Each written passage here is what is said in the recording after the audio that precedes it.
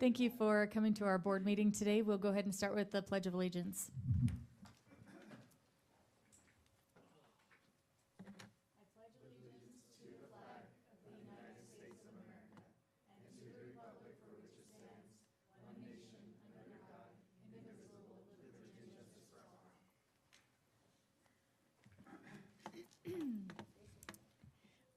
Scoot over.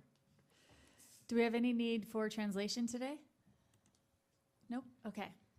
Thank you all for coming. We are going to go ahead and get started. At this time, I will accept a motion to approve today's agenda. I'll make a motion to approve the agenda. I second it. Motion made and seconded. All in favor? Aye. Any opposed? Motion passes 4-0. We'll jump right into it with our student rep reports. I know it's summertime, but do you guys have anything you want to add in? I don't have anything to add. Okay, well, thank you so much for taking the time out of your summer schedule to be at our board meeting with us. It means a lot, so thank you. Moving on to our board member discussions. Director Gerber, do you have anything you'd like to tell us about? Yes, we do have a legislative report today. Last week we had a webinar with Superintendent Reichdahl, and he gave us some updates on federal funding stuff. And so there are some things we want to update you on. We're going to start with the map. Let's do the map first. Okay. So basically, there is some federal funding that's going to be being withheld from all districts across the state. Now, the funding is specifically for, what's the correct terminology they use for which students? Is Dr. Perez? Well, the individual pots of money that come from the federal government, some are for migrant and bilingual services, those kinds of things. What I think is important to recognize in a place like Othello is those funds pay for a number of staff and programs that impact all students. It would definitely be an impact across our whole system. Yes. So because the funds are for migrant and bilingual students, they disproportionately affect school districts that have more of those students. So that's what this map is depicting. The darker the red, the more your district is affected by these funding cuts. Can you hover over the Othello district? So there's Royal. Yes. So Othello School District, so total federal cuts proposed 1,100,000. So, because we have more of those students, we are more affected, and we'll get to a breakdown of more of those statistics later. But a couple of things that Superintendent Reichdahl wanted to make sure that was clear to everyone is that this isn't just a Washington thing. All the states are being affected by these cuts. He said, there would be a tendency to think that, the federal government is just picking on Washington, but that's not the case. All the states are being affected by these cuts. One of the other things that he really emphasized was that some of these funds have already been approved by Congress, so the federal government shouldn't really be able to withhold them as soon as they are. We're going to be affected. These are funds that we should have already had, right? They usually come around July 1st, is that correct? So all of these funds have already been appropriated by Congress. What the process that they're going through around not only public education funding, but other entities, public radio, USAID. There's a number of activities that the administration is trying to pull back funding. It's called, they're going to rescind the funds. So approved last. So imagine you buy a business or you become the new CEO of a company and you've already approved the budget, but your new vision says, no, we're not going to spend that money. I know it's been approved, but we're doing something different. There is a process and a protocol for the federal government to do that. Once they make that announcement, then Congress has 45 days to act on it. What's unusual in this situation is July 1st is when districts typically receive that money and begin planning for the next school year. Our budget's due July 10th. All those things are currently happening. So there's a bit of limbo right now whether or not Congress is actually going to support this idea and not send those funds on. And not only is it not just Washington, it's every state will be impacted. Does this have anything with them getting rid of the educational part in the federal government? It's certainly part of the broader vision of limiting the sort of federal control over the Department of Education. And I think the Supreme Court ruling on whether or not the current administration could dismantle the Department of Education. I mean, they fired a number of employees. I think that got supported today. So there is some support in the legislative house piece of government, but also in the courts.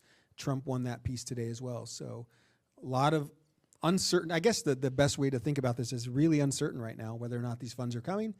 The problem for us is school starts in a month. When will we know for sure? We don't know. The first package of rescission that the Congress is considering would happen on July 18th. I don't know that this content is in that bill. I think this one comes after it. There's a letter attached here that is coming out from education leaders in Eastern Washington. The ESD is putting it together. So a number of, so think of WASA and WASDA and all the organizations are advocating to say, hey, develop your budget next year based on your priorities, but the things that have already been approved and we're expecting need to come through. And there's a lot of consistency and support around this. We'll see if it makes a difference. So let's say this year they're gonna, business as usual, they're gonna give us the funds. Does that mean by next year we need to have made another $1 million worth of cuts? Because that's essentially what we receive from the federal government? Yes, we would, well, that's just in this piece of budgeting, and Amy can show some, and Dr. Meek can show some of the other details.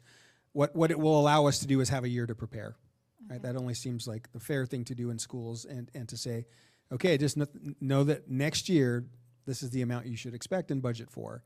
So yes, there'd be some deeper cuts. If this does not get moved through and the funds don't come, then the shortfall begins immediately in September and October. And so then we would have to make a determination to keep programming in people to use the reserve that we have on hand. Superintendent Reichel was very, plan as if you're not going to get these because we just don't know for sure right now, even as soon as, like you said, right now, July. But they are doing things in the background to hopefully the stuff we should have already gotten will come through. Let's go to the spreadsheet now. Dr. Meek and Amy, our finances, put some of these together, more specifics about how this affects our district, especially compared to how this affects districts nearby and of comparable sizes to us. This half of the state was definitely, will definitely be affected more by this. Dr. Meek and Amy, would you mind walking us through some of these numbers that you've put together for us? Yes. Maudie, is there any way to blow that up? I don't know if I'm losing my vision or what, but I can't see it. Okay, thank you. Thank you. So the amount on the map, the amount that they're saying is 1.1 million. That does not include the carryover from the school year. So this current school year, what happens every year is that a portion of these grants get carried over into the following year. Superintendent Reichdahl said that that's also in danger. That if we can claim now, claim it now. So what I budgeted for next year was at 1.18 million plus carryover. If you scroll down, this is what is in my budget. So you have some OSSI, you have 21st Century, which was that new grant that we were trying to get for after school. Then you have the Title II, the multilingual education, the migrant, and the LEP, the ELL portion. So that 2.8 million is what is in my budget for 25-26 school year.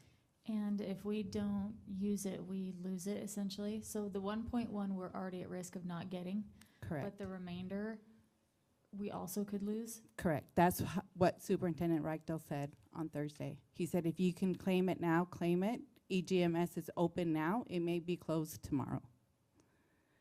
So can we Claim. do that? How do we claim some, or, I guess, is it for programming, or is it for teachers? Why haven't we claimed it, I guess is my question. Every year, there's a certain percentage that we use, and then we do every year carry over what we don't use. Most of these grants are 100% carryover. We were never in danger of losing them. So whatever we didn't use, like during COVID, we use the extra money for that. So could we claim it now? What so we're that we gonna don't do, lose it? we're gonna meet right after this meeting, and we're gonna put our heads together and try to figure this out for our district. There's still, all of those are, well, they represent line items on there. They all have pretty strict requirements that you have to spend it on. So we can't just, Okay, that's what I was asking. Is it for teachers' salaries? Is it for books? Is it for, what would? Well, the big one is migrant. That's $1 million. the So that migrant- can be used on migrant students. I'm not sure what the population So is. the migrant grant basically covers all things migrant services that we provide. So Fellow, that represents all of our parent coordinators, our home liaisons, the migrant staff. It also provides resources and support materials like Migrant Summer School. So it's a variety of things, but the majority of that is sitting in staff. Okay, and so is it something that we can claim and get into our bank account to use in the fall? Or is it something that you Monthly. spend the money and then you get reimbursed for it? To claim it, it would have to be spent already, so that Okay. we claim on the tail end of it. What we're going to attempt to do is to look at all expenditures and see what would be allowable to reclassify some of those things to make it claimable. Obviously, you can't supplant, so you can't just go Right. back and say, oh, we're gonna pay for this instead. And it would have to fit the allowable, like in migrants' case, it would have to be at the benefit of migrant students, or the other big one is the Title III, which is our multilingual federal grant, so. Yikes. Can we go up to the stats about the, like, where number this and where it's up on the top, right? We should know how much of that we can claim pretty soon. I mean, if you're meeting today, maybe within like the next week, you should know kind of what we're doing. goal is to get the claims submitted right away as Yeah. taking the recommendation. They, like she said, it could be closed tomorrow. Superintendent Rechtel just said, do as much as you can right now, because we don't know exactly what's gonna happen to Yeah. this program, or how long we'll be able to claim things. And we have to spend it first and then claim, like Josh said. So, for example, we're using Title III and migrant for our summer school. We're not gonna claim that until August. So we don't know the exact amounts yet until summer school's over. So it's all little pieces that we have to put together. So these numbers here ranks our school district compared to everyone else. How many districts total? 295 in Washington. Yeah. So we're 23rd out of 295, highest in total money lost of all the school districts in the state. If you do that by student and by enrollment, that's what those numbers are. Dr. Mikanemi figured these stats out for us, but yeah, so that's where we are with those. Any questions about that? Comments about that? Any more clarification on that? I guess kind of what's our plan moving forward? If we don't get that allocated 1.185 from the federal government, are we looking at making cuts before August 27th when school starts, or whatever our first day is? Are we gonna try to prevent that, or are we gonna go into the hole? That's what we'd have to decide, if we're gonna use our fund balance for this, if we're gonna make cuts, if we're gonna do a combination of both. And you have any more comments on that? What would happen? I think one additional comment is both of our major contracts, the one with PSC and the one with OEA, both have sort of a protective clause in there for the association and for the district that says legislative impacts create an opportunity to reopen the contracts for discussion. So this might be one of those instances where you have to go back to the table and say, this is how much we're short and this is why. We would have, or like Aaron said, you go to the reserves to try and maintain programming for the year and then see what's next. A couple of more, I think, next two steps, long range.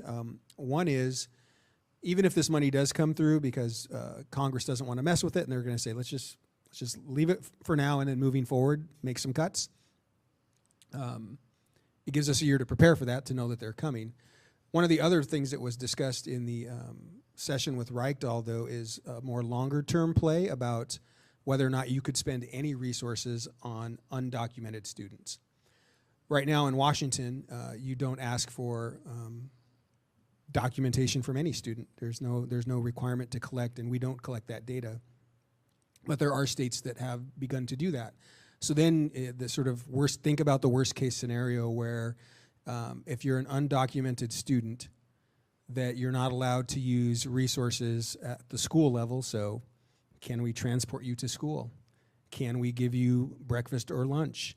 Are you allowed to participate in athletics, right? This lots of unanswered questions and confusion that's coming. And what I think is difficult about it is, I heard the other day, like the diversity in Adams County between Ritzville and Othello, even though we're not that far apart and we're in the same county, the communities are different and they have different needs, right? It's hard for county commissioners to manage that.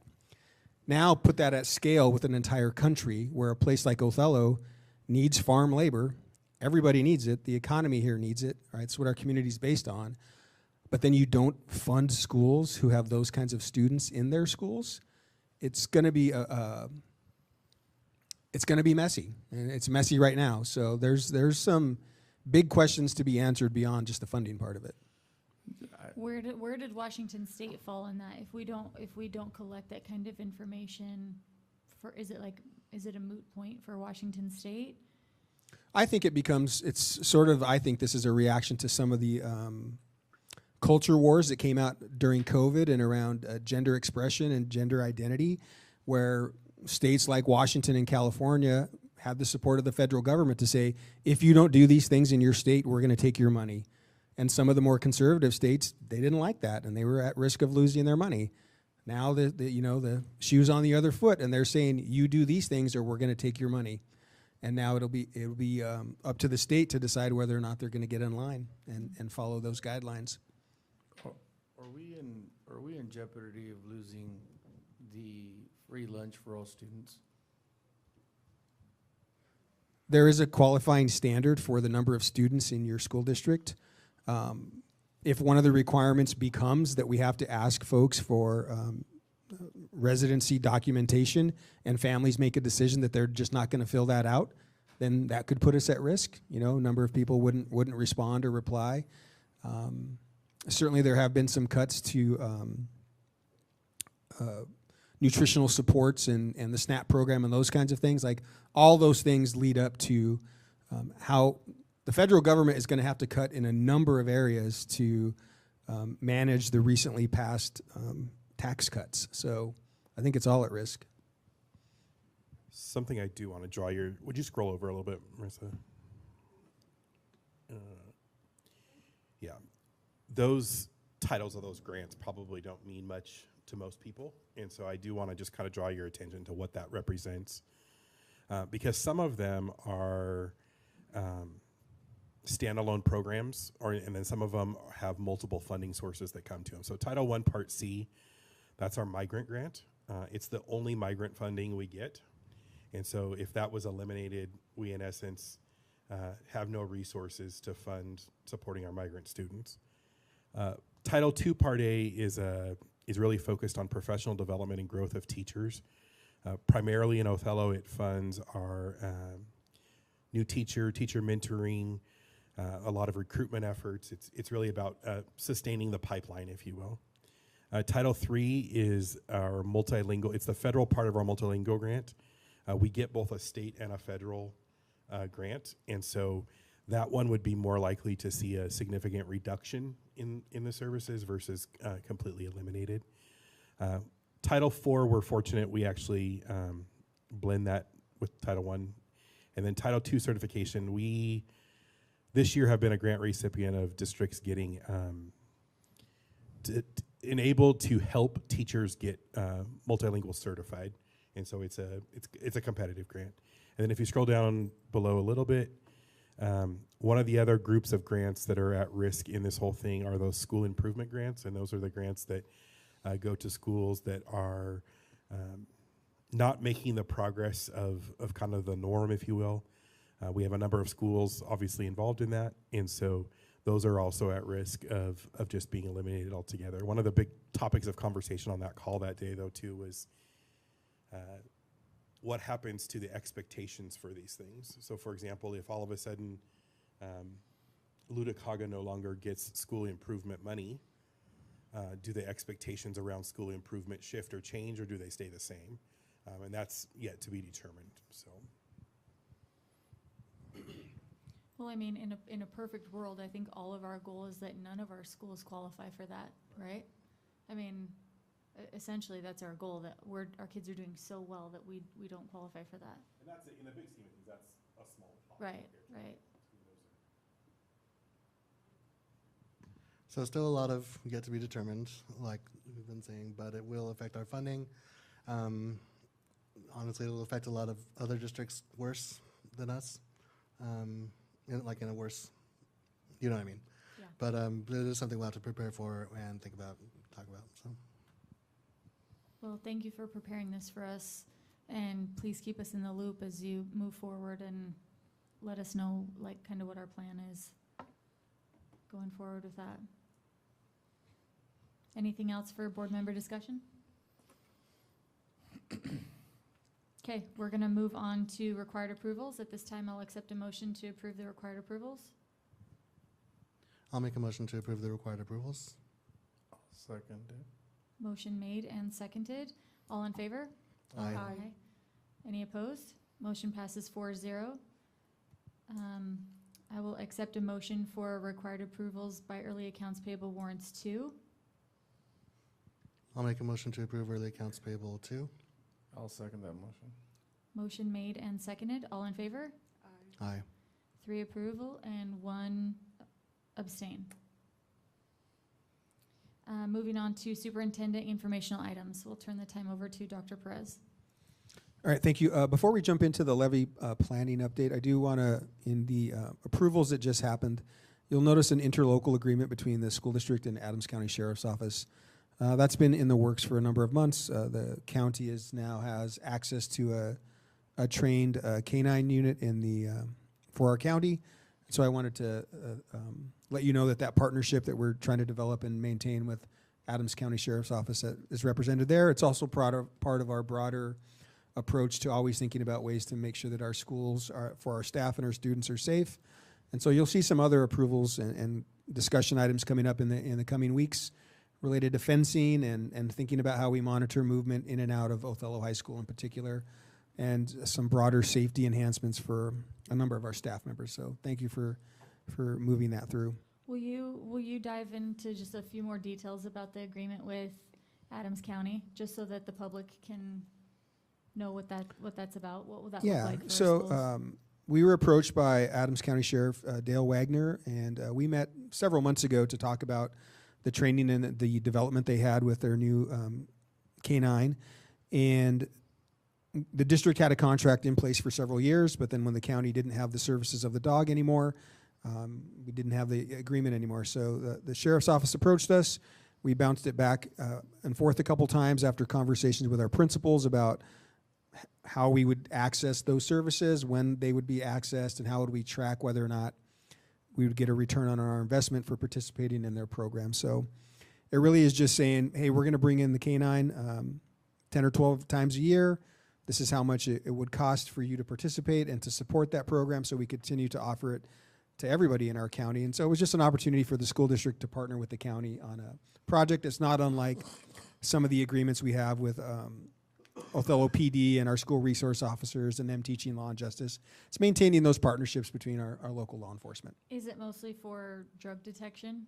Yes, exactly. So Okay. there are parameters and requirements that we have, and there's board policies in place for how canines can be used in schools and in parking lots and in different areas. But yeah, it's a layer again of making sure our schools are safe. Great, thank you.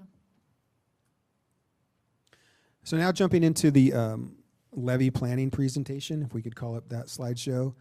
I know that there was conversation at the last board meeting about where we're headed and what we should be thinking long term, and certainly some of these conversations about federal funding and all the sources of revenue that come into the school district have to be considered. But really, 3 broad questions we want to discuss with the board today. It's when should we run the levy?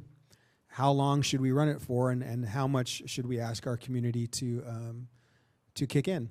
So this presentation will be shared between myself, Dr. Meek, and Amy Suarez, and we're going to just jump right in and would hope you'd have some questions or commentary along the way. You've seen this before at our retreat back in June, and today we're going to really focus primarily on those 3 bullets or buttons, if you will, on the far left, and that's aligning with what is the plan and how do the pieces fit together before we get to an election. And so we just wanted to take you back there to remember we're still talking about the same thing that we were a month ago. So Now, there's some things we're asking you to consider, and I think would be part of our conversation today, and that's really how do our local voters feel around multiple levies? We know that I was able to attend the fire district. They had their public meeting and said that they rarely have folks attend, not unlike some school board meetings, but there were probably 40 or 50 of us in the room to hear about their levy and where they're headed. So we should consider that. We should consider voting behavior and turnout in November and February. So we have some data to share with you around that. So that fire one was the county or the city? That was with the county. That was the county. And Yes. They are Can you running. give us some details around that? Yeah, so my understanding is that the county is going to run what they call a levy lid lift. They currently collect around 62 or 63 cents per thousand, and they're asking the voters to approve 90 cents per thousand. It's to fill the gap that they have identified that was left by the city opting out of their services moving forward. So the city is simultaneously trying to hire a chief and start their own fire department to provide fire services. Meanwhile, the county wants to maintain their fire district services and their offerings, and so they need some additional revenue to do that. So they're gonna try and increase theirs by about 27 cents. And they're running it when? They're running theirs in November. In November. Yeah, and so there was some urgency at their meeting to try and get that done. You know, our meeting is a week later here. We're meeting today and would have to consider it at the next board meeting as well. So there's some urgency to try and get it done if you all decide that that's the way we should go. Do we think that our community will have like levy fatigue, like I- thinking about that? Because if it's both of us, we need it, but Yeah, I think that's an absolute consideration, and that's an excellent term for it. I think that phrase or a concept of levy fatigue is reflected in these considerations. Multiple levies, how are voters going to feel about that? You know, there's one school of thought that says, hey, let's partner with the fire department and think about how we demonstrate value and all of those things. And there's another that says, hey, maybe we're going to confuse our voters and maybe we are going to have some fatigue for, especially if there's an increase on their end, but not on ours. So lots of things to consider for sure. Pete, it's gonna move forward regardless of if there's a change in mayor or change in city council. That is still The vote for the levy and the vote for local governance are on the same day. Yep. So it's moving forward. I got a flyer in the mail. Maybe many of you did as that came from the county describing the process. So yep, it's moving forward. I'm just trying to figure out how they're gonna get so many volunteers to work the city and the county. So we already have enough problems the way it is. So That was a question that came up in the forum that they had, and from folks who had been in our community for a number of years who are worried about splitting resources, particularly manpower. And the county did indicate they would not stop their current volunteers from volunteering at both departments, but that it would be a challenge for sure. So competing interests for sure. The next slide is just a little bit of a reminder about where we've been with our levies the last few times. Othello's had a strong history of supporting levies. We ran them at about $1.50 each, right? And you can see that the number of votes that typically happened in the last two cycles and the level of percentages of approval. Just a reminder that in Washington it's 50 plus 1. So simple majority needed in Washington. Now, voting data, this is something that we also wanted you to be aware of and to think about. This is the general election and the turnout for those election cycles, and so you can see the numbers in November, particularly when you have a contested race at the presidential level, and we'll see what this mayor race generates. But I would expect there would be a little bit higher turnout than you see in 21 or 23 there. Now, the special elections on the right, those have typically been for our bonds and levies, and you can see the voter turnout in those races as they apply. So typically fewer voters that turn out in February. So then we're going to talk a little bit about the pros and cons about when we should run this. So obviously looking at that voter participation data, it starts to indicate some things that are both positive or negative. And so let's first focus on what would be some pros about running in November. The first of those, as you see from the previous slide, that November has higher voter turnout. More people typically vote in those November elections, especially during things like a presidential election. And locally, as Pete said, there's definitely a buzz around the mayor race in Othello right now, and so that will probably indicate a greater participation. There's also some cost efficiency. Remember that each jurisdiction pays for their portion of a ballot, and so the actual cost of printing and distribution and the whole thing. And so when you run with multiple jurisdictions, that cost is shared among everything that's on the ballot. If we run in February, chances are we would be alone on that ballot, and so we would incur the entire cost of it. Some cons or some things that could be a challenge. One is obviously as Mariah just said, the ballot competition of having both a school district levy and a fire levy on the same ballot might stir up some opinions for tax-sensitive voters. And then that compressed preparation time, that as we've moved through this quickly, is in order for a November election to happen, which is actually the next screen, we might as well just go there, is that after today's meeting, you would need to take action at your next meeting in 2 weeks from today in order to get it on the November ballot. So that it's just an identification that we would be moving quickly to get the pieces together, which we're both prepared to do, but also say so with a word of caution, just in communication and with all the other things going on, just around school funding and taxes and different elections is now the right time for us to quickly move through some communication pieces to get in front of our community. If you look at February as the next opportunity to run, some things that would be positive for that is it allows really the attention to be about education and to get to a point where that February special election, you typically don't see many things on February elections. It's kind of a traditional school funding ballot, if you will. And so would that be positive for us to be able to focus the attention? And then it gives us some extended informational period. And so it's kind of back to that original chart of the pieces coming together, that it still is going to require a lot of information this fall. But we would have the time in the fall versus not having it right now within November. Some cons, typically February elections see lower voter turnout. And so obviously that begs a lot of question about the community support behind it. And then because we would most likely be by ourselves on that, the cost to the district would be a little bit higher being solo on the ballot. Do you know off the top of your hand? It's about a $35,000 bill for running an election. Was the most recent one in 2023. So it is a chunk of money. That's the bottom line. Let's go to Amy.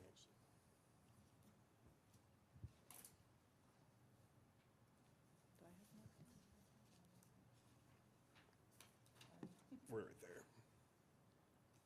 Was this for you, Pete? This one's me?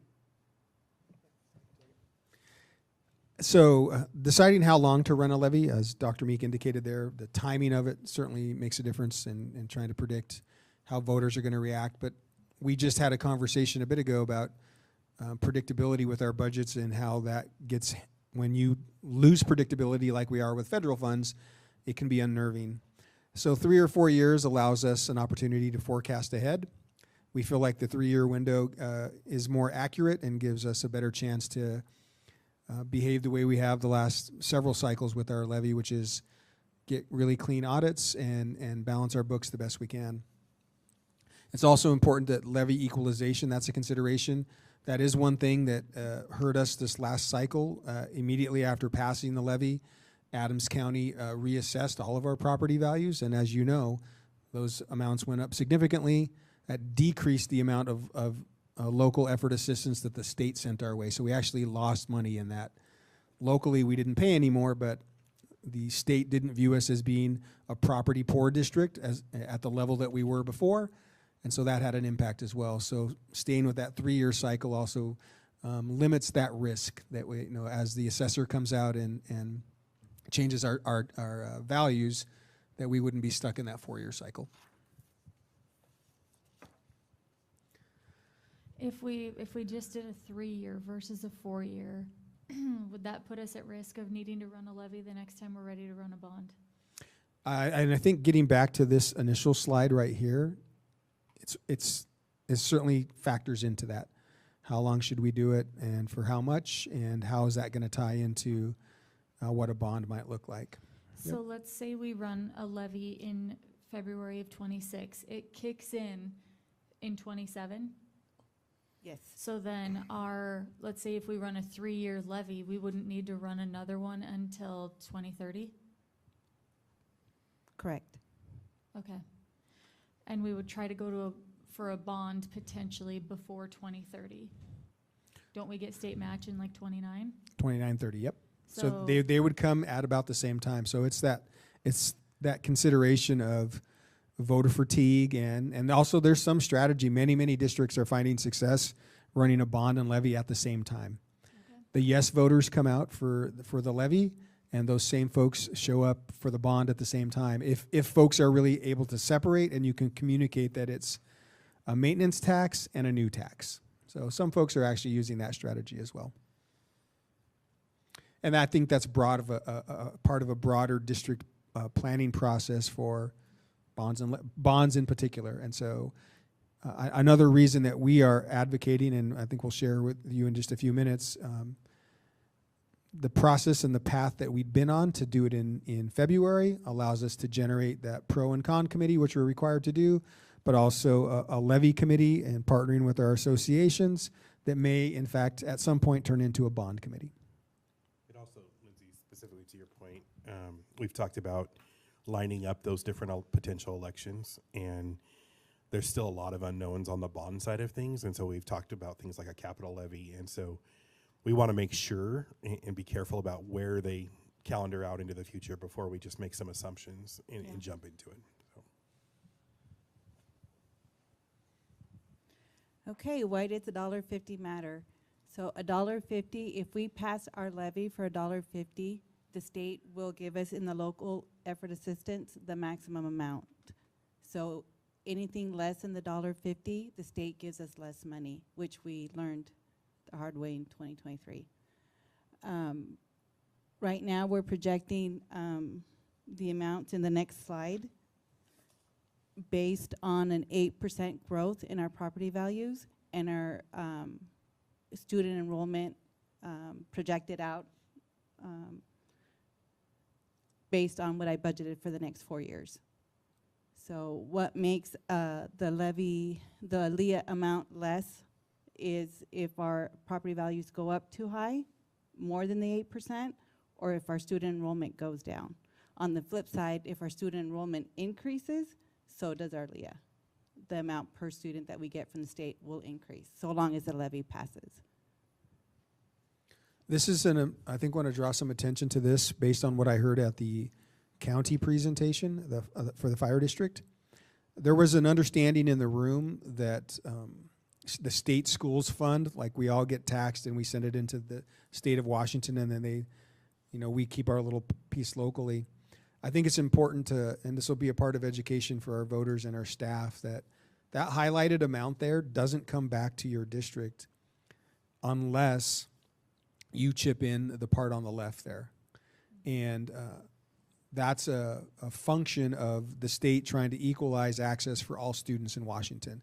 So really is a good value for a community like ours. And it also is important to highlight, we were just sharing with you the stress that everyone's feeling over about a $1.3 million loss in federal funds. Imagine an $11.3 million loss in local funds, and that's what our friends just north in Moses Lake experienced. And again, the community's been so supportive over the years and understood that, but it'll take some reminding, and it's different political times to let folks know. Well, we're on that slide too, and I want to remind us of our June retreat conversation.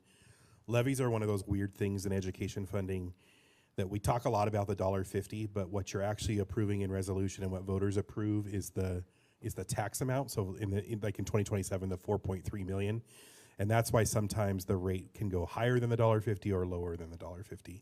So it doesn't matter. It doesn't matter what happens to assessed value. The district is maxed at collecting the 4.3 million. It's just a matter of how it's divided among the taxpayers. And so, in some ways, that $1.50 number is irrelevant, other than it helps communicate to individual families, business owners, farm owners about what they can expect to pay. So the amount of the levy will not change, but the amount of the LEA does change based on values of the property and the student count. We have no control over those things.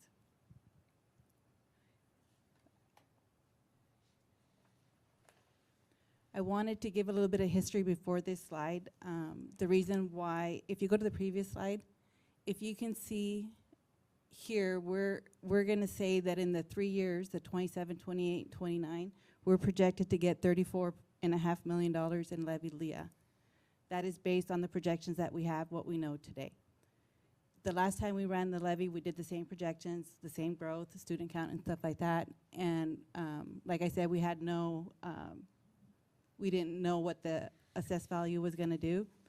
And because of the increase in 2023 of 30-some% to our property values, it lowered our LEA amount to about 3.8 million in the 3 years.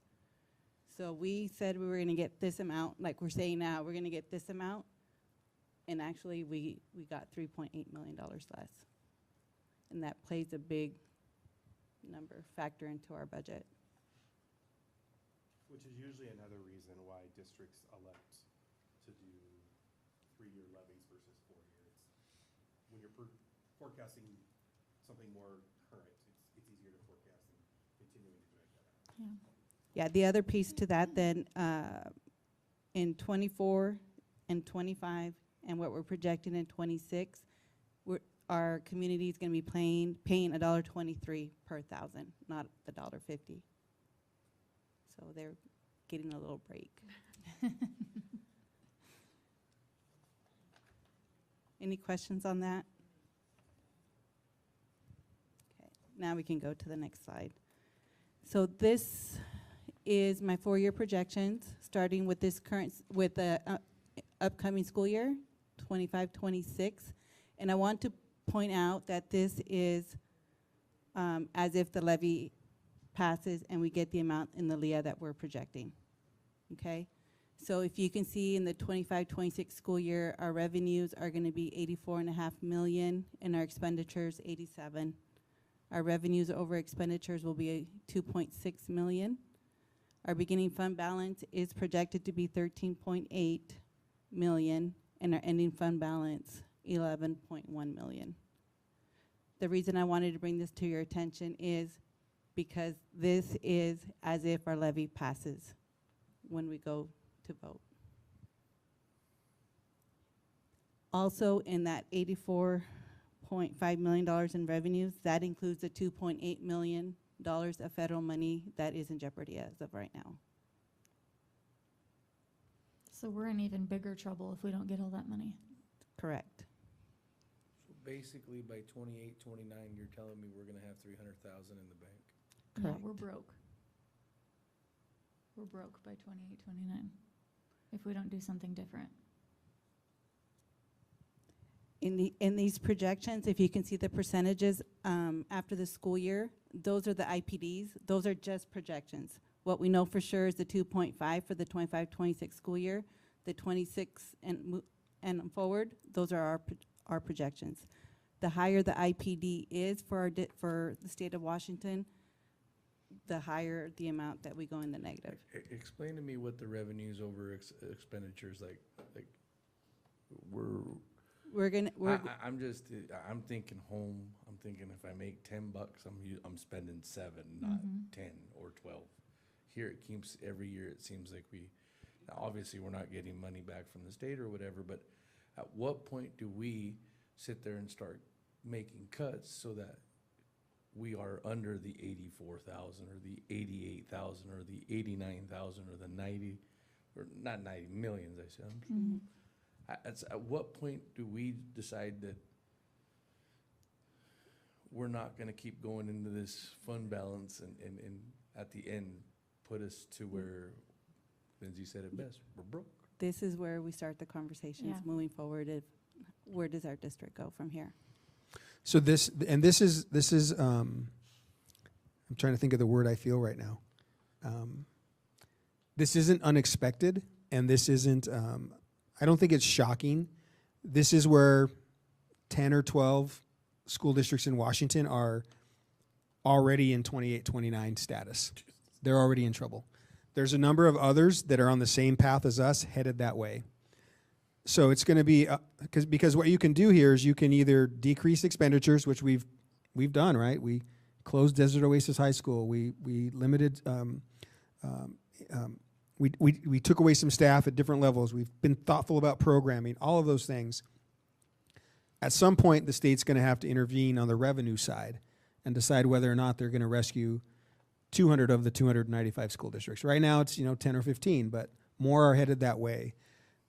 The other thing that I find comfort in is Amy runs this out, and we just show you really transparently where things are headed. She showed me a couple the other day that have been submitted to the state of Washington, and what those districts did is they copied and pasted column 1. They really didn't make any predictions. They just said, well, here's what it's going to be, and I'm assuming the state accepted that. But this is where a number of schools and districts in Washington already are, and where we're headed as well.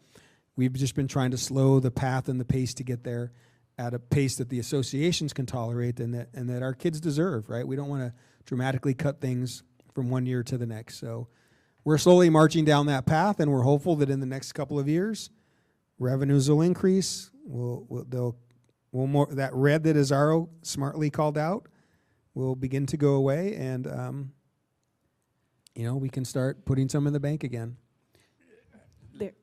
There is one more piece.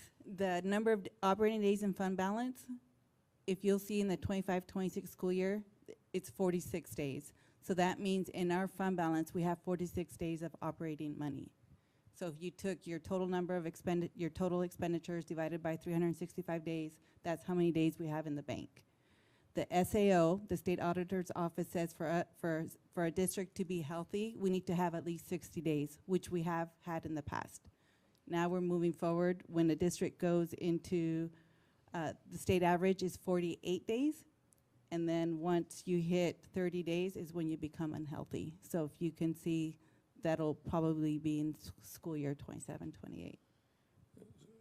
So it looks like, to me, if I was running this as my own business or my own home, we need to do exactly, again, this year what we did last year, which is after the beginning of the school year, we got to figure out how we're going to trim $2.6 million out of our budget so that we can't keep robbing our savings account, or we're going to be in big trouble. I get where Pete, you're coming from, where the state has to come in and say, hey, and I'll publicly say it, they're idiots. I don't see them fixing this problem. It's been going on for how long now? I honestly believe that because some of the schools have done the correct thing and tried winding it down, that it's gonna take a lot longer than those 4 years to get themselves into trouble before the state ever does. I'm just not trying to be at 319,000 trying to figure out. Then I rather, when you come from nothing, you work your butt off, and you're always told if you make 10, you put 4 or 5 away, and you use the other. And at some point, we have to. It's gonna hurt. Nobody wants to make cuts. Nobody wants to put kids in a bad spot or not offer them, things that we can. But at some point, we have to start taking care of ourselves, because I don't think that the state is gonna come in time for us to be healthy. Those 60-day healthy. One more disclosure, that beginning fund balance, 13.8 million, that's as of what I know right now. That what we're gonna spend this summer on professional development, summer school, national board payouts and stuff like that. That could be a little bit more, it could be a little bit less. We won't know that until the end of the school year, so. To go 2 to 300,000 is one thing. I'm looking at going from 11 million in the 4 years being at 319,000. That's the scary part right there. Yeah, I And- mean, and- just and- looking at how I would It run just- a business. I could never depend on someone else to bail out my business, to say, you know, I'm gonna lose $3 million this year, and then $2 million the year after, and then almost $4 million the year after, and then almost $6 million the year after, and somebody's gonna come and bail me out. I mean, I feel very insecure in feeling like the state is gonna come and bail us out of this at some point. Yeah, I appreciate the way you all are viewing it, and it makes sense to me that you, and even if it wasn't a business, it was just your own balance sheet at home. I think the other factor for us to consider is these numbers are going to be the same across the entire state for every student, every teacher, every school board. And I want to believe that the state, which has demonstrated a commitment and in the Constitution, their paramount duty to appropriately fund education, is going to have to respond, and that the voters in the state will make them do that. They haven't done it in the last 2 or 3. We certainly didn't get a whole influx of money this last year. Well, the MSOC was $50 per student. Yes. Yeah, so we celebrated $50 per student, and then you 200,000. saw the federal impact in Othello was $270 per student loss, right? We're $220 in the hole now. So, yeah, I understand, and why we're sharing these with you is we're telling you, here's a path we're headed down, and we're working feverishly every year to say, what can people tolerate? Because you don't want to cut all at once, and you don't want to cut more than you need to, just like we did last year. So if that 13.845 turns into 14.5, and I have another 700,000, now I only have to find 2 million, not 2.7 million. And with 700,000, that's a lot of people and programs for kids. So we'll be presenting to you again. Here's how we're right-sizing this next year, right? That's what that conversation was about. And like I said, Pete, I totally understand, but our state's in its own deficit. I mean, they're in their own hole trying to dig themselves out with overtaxing for that. I just don't see how they get out of their own hole that they're in now and also help the education part of it. It's just it's a mess. And so I get where you're coming from. I just, the business part of me, I guess, or the personal me is always protect to make sure that there's something for tomorrow.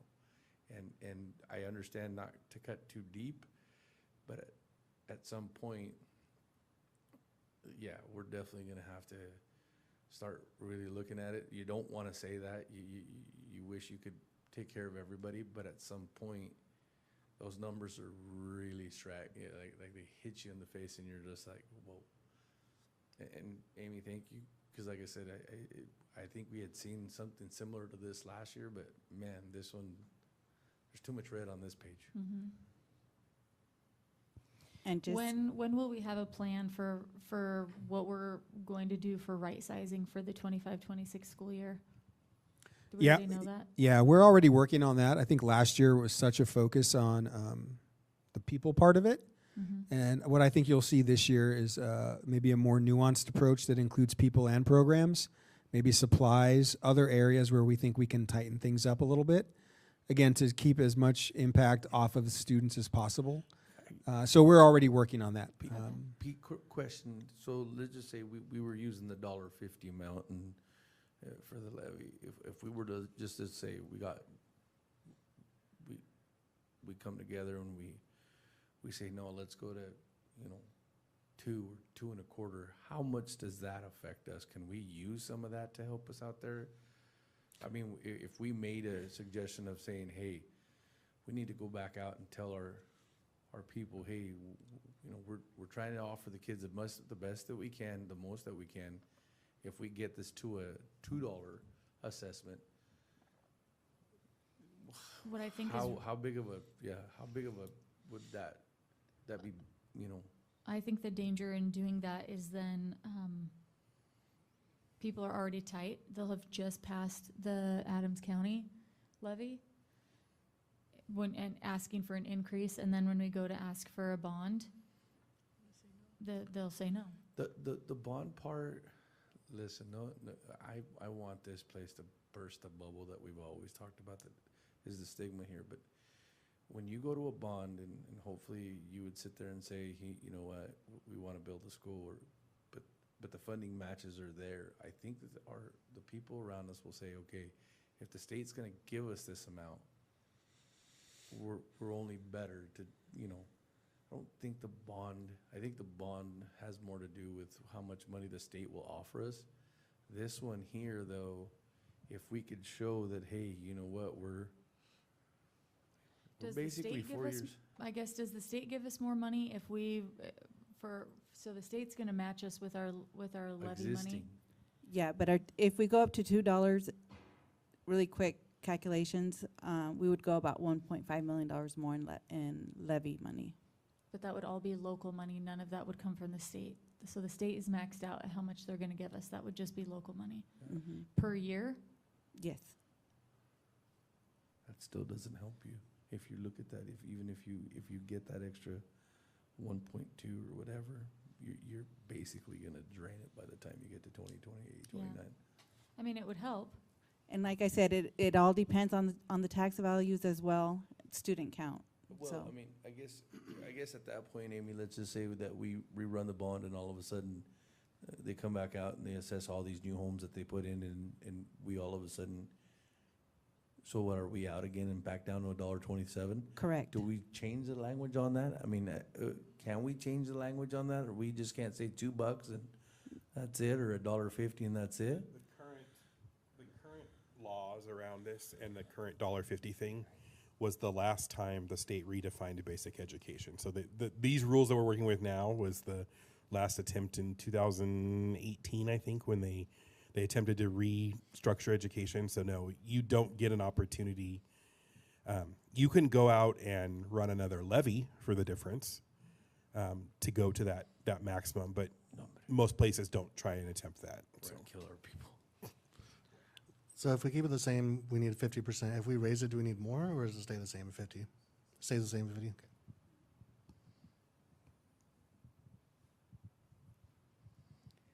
Well, thank you, Amy. Do you want to share with the board, after our considerations, we think these are just our recommendations, but certainly a conversation for the board to have. We have included a draft resolution for a potential first reading, which it would be required if the board does decide to move forward with a November date. Our recommendation is a 3-year levy, estimated at around $1.50, using that 8% assessed value growth rate. And we are recommending that we maintain the pattern of our February special elections. So those are the recommendations from the district, and I think would welcome any additional questions or comments from the board, or direction for us to consider the draft resolution that is attached in this item, but not in the approval area. I have a question, Pete. Let's say you do it in February and you get 100 people to turn out. Is it 50 plus 1 on those 100 votes? Or is there a certain number that you have to hit to be considered? Yeah, there's a required voter threshold from based on the last election, and so ours would be based on the mayor's race. I don't think we've ever had an instance where we didn't meet that.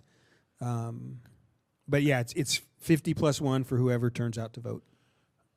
Can you guys let me know what that threshold number is, just out of curiosity? Yeah.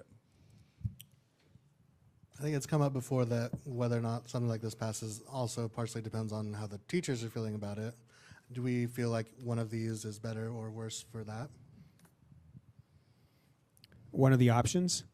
Right. February. I don't think so. It's certainly our both of our large associations, PSC and OEA, play a part in helping advertise and whatever they do. The district is limited in how we can promote and advertise a levy, right? We can just give facts, but we have had conversations, particularly with OEA, about their role and how they might participate. So I don't think either model is, other than the health of the district. How do we maintain what's happening here locally? And so I want to believe that they would agree with our recommendations. And typically teachers, well, the unions are behind a levy 100% because it's their jobs and their programs on the line. So I think we've always had really great teacher support when it comes to running levies, regardless of when they're run.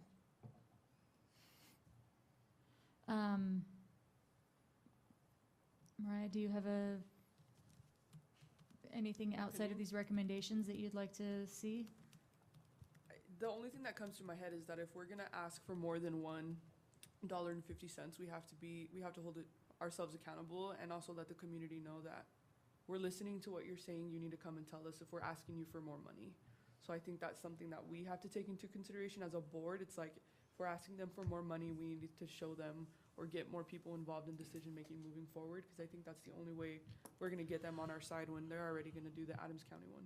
So I just feel like gas is $4. Mm-hmm. People are already stretched thin. Like, how are we gonna let them know your return on investment, right? So kind of just thinking of maybe communications plan for later on, because I like the November one, just because it's gonna bring, there's enough people that are upset already over this fire department deal and this mayor deal, that they'll look at the school district and say, okay, we've gone with this, we know this is all new, we don't really care for it, we're upset.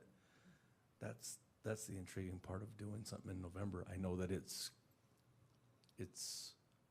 a short window and it's narrow, but I think there's so much. What concerns me with the November timeline is that people are frustrated. And I would hate for them to go to their voter pamphlet when they're feeling frustrated by paying for a levy lift in the county that they don't agree with, because our fire department's being split. So they want to say, like, no, I want this to be one fire department, so quit wasting my money. They're frustrated in the mayor race, so they're going there upset because they want change. They want change in city council, and then to throw this in feels like, with a volatile voting base, makes me a little nervous about people saying no to certain things and then being like, you know what, no to you too. Hey now. I mean, Jesus. do you know what I'm saying though?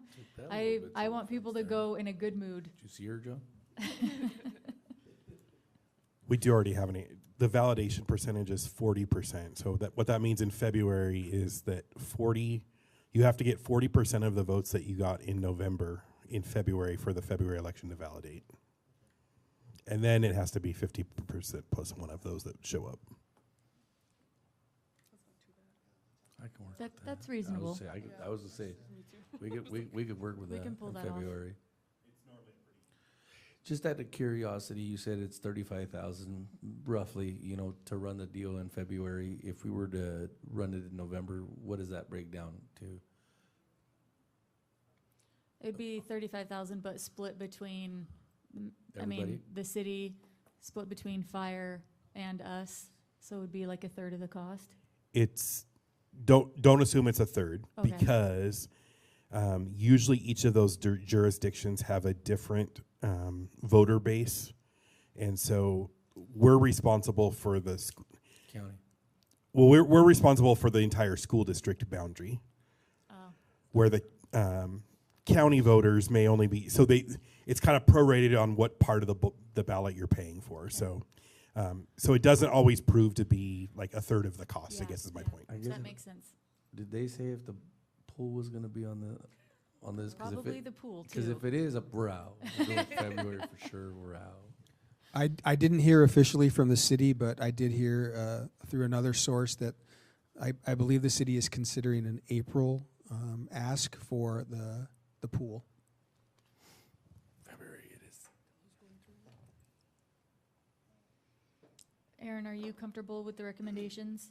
Do you have anything you want to add? Sounds good, yeah. I asked all my questions. I'm good. Okay. What are you comfortable with? I'm good with this. I'm good with their recommendation. It just scares me, the $1.50 with the 8% growth, because I don't want to get stuck again where we're supposed to get $1.50 and we're getting $1.20. how bad or how good and I know it's a projection, Amy, and by no means it will ever hold you in the water, but like, how close is that, do you honestly think? I know that really threw us for a hole last time when they went and they did the evaluations of our homes afterwards, but how comfortable do you feel with that? Let me, before she answers that, because she's flipping through her numbers, let me offer this as a little bit of understanding. If we run in November right now, there really is no opportunity to do what Mariah just talked about of kind of researching that and figuring out and playing with that number and seeing where the right place is. A February election does give us some breathing room to say, do you want to consider it at 2? What does that really mean? What does that look like? What more specifically is looking at assessed valuations? And so, So it that's won't part of be- what, We won't be locked in at the $1.50 if we And, give and, ourselves and to be some more honest with time. you, it doesn't even have to be 2. I mean, a $1.75. I mean, it doesn't have to be just maybe just a small increase, so that if we do end up getting what we did this time around, we get closer to that. Really, with that $1.50 that we would really need, because that really hurt us. These are actual, so in 2022, the values went up 8%. 2023, they went up 35%. 2024, they went up 6%, and 2025, they went up 8%. And Lindsay's gonna start. And we're projecting Okay. 8% for next year. 35, was that when we had the house So- boom? Is that what it was, all those new houses, or what was it? statewide, there was a momentum to better align assessed value with real property values. And so that number's, it's kind of completely irrelevant, because it's, you know, if an assessed value of a home is 200,000, but you might be able to sell it for 400,000, that all the counties tried to get those numbers closer together. So all of a sudden, everybody's assessed value just jumped up like crazy.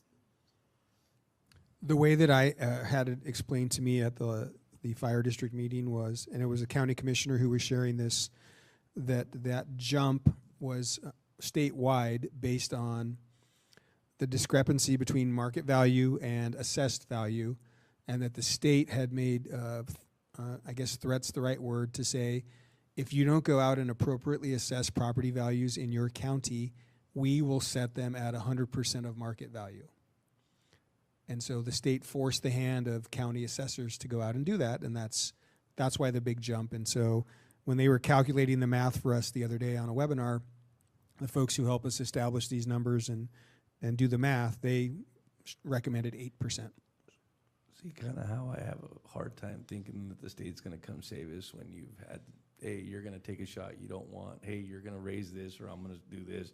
I'm gonna go do this, and if you don't do it, I'm gonna slap you. Now we're supposed to sit here and wait and say, hey, you're gonna come save the day. I highly doubt that. I just,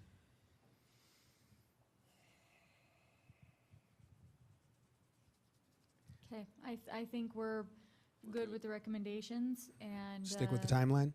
Yeah, with the timeline, and we'll kind of see as time goes on, if you if can, we want to keep that $1.50 I or was gonna jump say, that.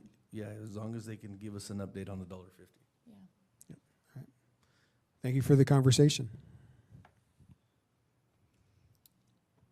Okay, anything else on the superintendent informational items? I don't believe so. Okay, perfect. We'll move on to public comment. Did we have any public comment? No. Okay. Moving on to upcoming events. It looks like we have nothing until our next meeting on July 28th at 1 p.m. And then our next board meeting, August 11th. And then you can read on the calendar, we start getting back to school mode with student registration, and then another board meeting, jumping into new teacher orientation. I know we probably don't know at this time, but just a plug to keep us in the loop for new teacher orientation or the staff orientation, if you want to invite the board to that, so we can kind of have that in our heads. Or if we're not invited, that's okay too. Just whatever. Pete, was it gonna be like years past where it was gonna be every individual school, or are you guys gonna do a whole, all school? How Yeah, does that I think work? the current plan is to continue the model that we started last year, which is to visit each individual site. Mm. Okay, we'll move on to the board self-assessment of the meeting.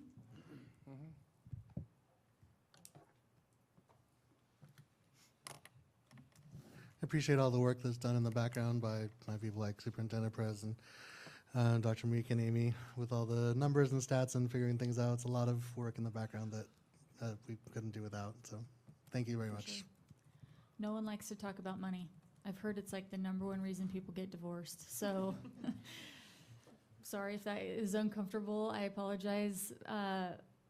Thank you for bringing us the facts and giving us all that information. And thank you for the update on the levy information so that we can move forward with as much information as possible. Thank you.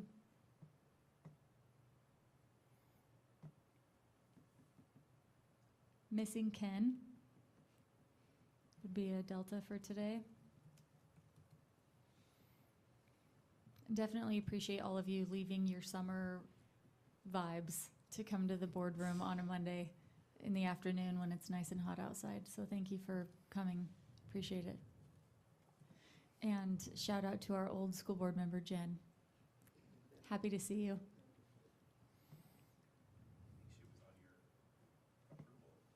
Yeah.